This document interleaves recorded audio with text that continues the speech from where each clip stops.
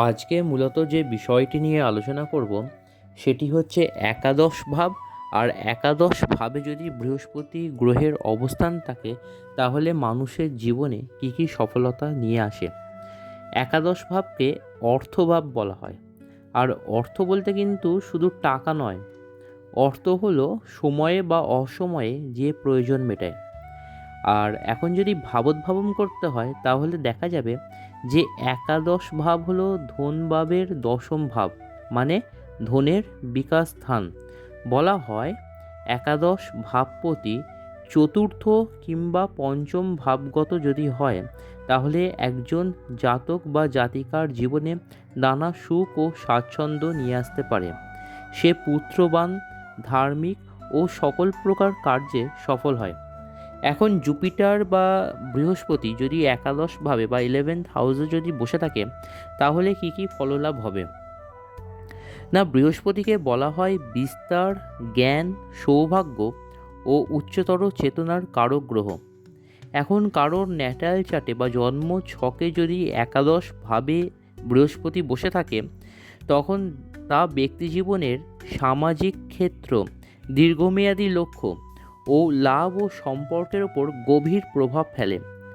একাদশ ভাব বন্ধুত্ব, নেটওয়ার্ক, আশা আকাঙ্ক্ষা ও সমষ্টিগত প্রচেষ্টার প্রতীক।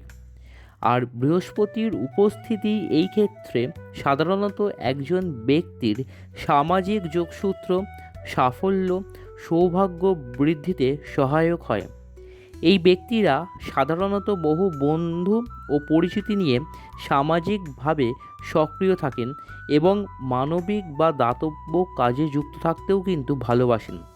দেখা গেছে যারা খুব বড় বড় ইন্ডাস্ট্রিয়ালিস্ট বা রিচ বিজনেসম্যান, বা যারা গভর্নমেন্ট সার্ভিসে কোনো উচ্চ পদে আছে, বা যারা একাডেমিক্যালি খুব এনরিচড, বা topmost film stars, political persons, players, বা যারা ফিনান্সিয়ালি খুব স্ট্রং, তাদের ন্যাটাল চার্টে দেখা গেছে 11th হাউসে বৃহস্পতি গ্রহের অবস্থান। এখন দর্শক বন্ধুদের বলবো, আপনারা জাজ করান যে আপনাদের ন্যাটাল চার্টেও কি 11th হাউসে বৃহস্পতি আছে।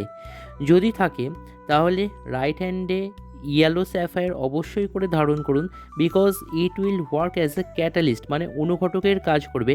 আর রোজ মা তারার এই বীজ মন্ত্রটি জপ করুন। মন্ত্রটি হলো ওং হ্রিং স্ত্রিং হুং ফট। মা তারার কোনো ছবির সামনে 108 বার করে অবশ্যই করে রোজ করুন, তাহলে আপনারা বৃহস্পতি গ্রহের শুভ প্রভাব অবশ্যই করে পাবেন।